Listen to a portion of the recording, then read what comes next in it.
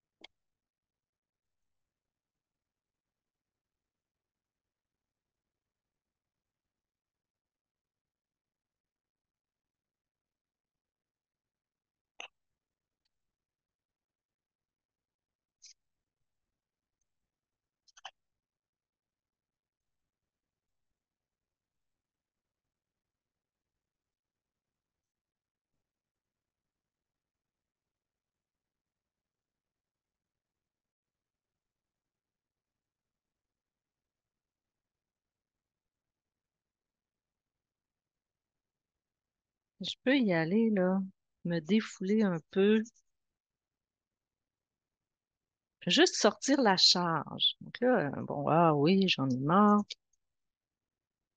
Je sors la charge. Et voilà, j'ai mon dessin. C'était les 2 premières étapes. Écouter, ben, accueillir, exprimer.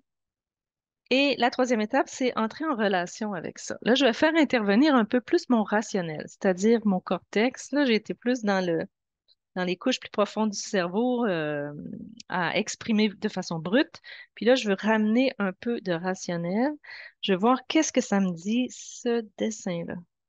Donc, moi, comment j'aime procéder, c'est avec des mots-clés d'abord. Puis après, je peux aller plus loin en laissant parler une partie du dessin. Ça pourrait être un dialogue avec le dessin, ça pourrait, moi, spontanément, j'irais faire parler le petit personnage.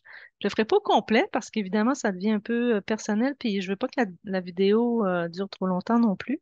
Donc, je vais mettre quelques mots-clés, je vais écrire quelques phrases, puis après, on va passer à l'étape suivante, qui est de gagner encore plus de perspective. Donc, première chose, j'entre en relation avec cette image-là.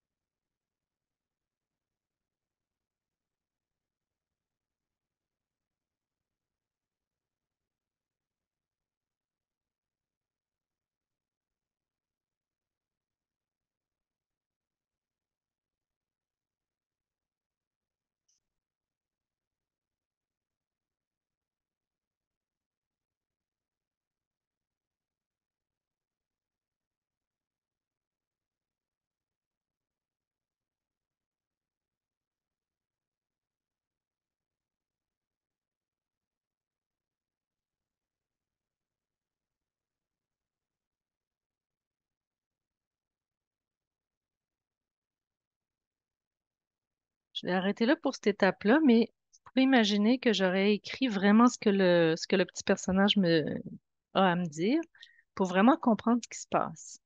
Mais on va aller à la quatrième étape qui est de sortir justement du personnage, du jeu, de l'ego en quelque sorte. On veut se reculer pour gagner de la perspective. Alors souvent, là, dans mes livres, je parle du dialogue avec le sage. On va chercher un personnage sage pour aller chercher notre sagesse à nous, mais on utilise l'imaginaire pour dire, je vais faire parler un sage, puis il va me dire qu'est-ce que je peux faire ou qu'est-ce que ce personnage-là peut faire. Parce que un des problèmes majeurs avec le stress, c'est qu'on s'identifie au petit jeu qui se raconte plein d'histoires, puis qui a plein de stress avec des choses de la vie. Puis si je peux aller chercher une perspective plus large, plus vaste, ben ça va beaucoup m'aider. Et je pourrais le faire avec un dialogue avec un sage. Moi, j'aime beaucoup le faire avec des images. Je vais prendre une image qui évoque la sagesse. Regardez, ici, j'ai un pont. J'aurais pu imaginer que le personnage traverse le pont puis va rencontrer un sage de l'autre côté ou va parler à un arbre, quelque chose de plus sage. Ou j'aime bien les animaux aussi qui ont vraiment une énergie particulière, chaque animal. Puis là, j'ai choisi un oiseau qui a une vision plus haute, qui regarde le paysage d'en haut, et je vais écrire ce que l'oiseau me dit. Donc, l'oiseau me dit, j'essaie d'imaginer que j'ai un regard vraiment en hauteur de cette situation-là, de ce qui est dans mon émotionnel en ce moment, puis de voir qu'est-ce que c'est la perspective de l'oiseau. Je l'écrirai pas ici non plus, qu'est-ce que l'oiseau me dit. Mais j'essaie vraiment de jouer le jeu, d'entrer dans l'imaginaire, dans la perspective de l'oiseau, puis voir ce qui sort. Et là aussi, je pourrais remplir 2 pages. Je l'ai testé là avant de vous le présenter. J'ai fait une page de plus pour faire parler ma perspective plus vaste.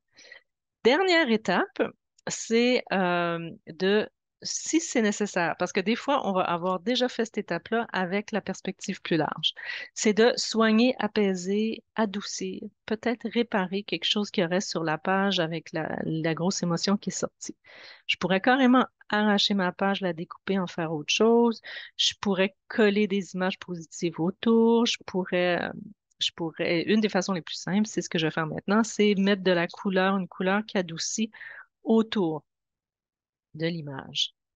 Donc, moi, comme j'ai comme de la pluie, je vais mettre qu'il y a du soleil derrière. Je mets une force dans la page. Une force qui va aider le petit personnage à faire passer son histoire. Je vais l'entourer lui aussi. Vous voyez, je suis en train de soigner.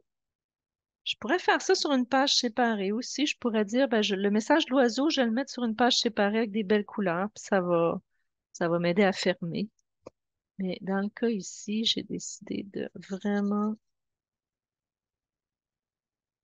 mettre la lumière sur le personnage et dans le ciel.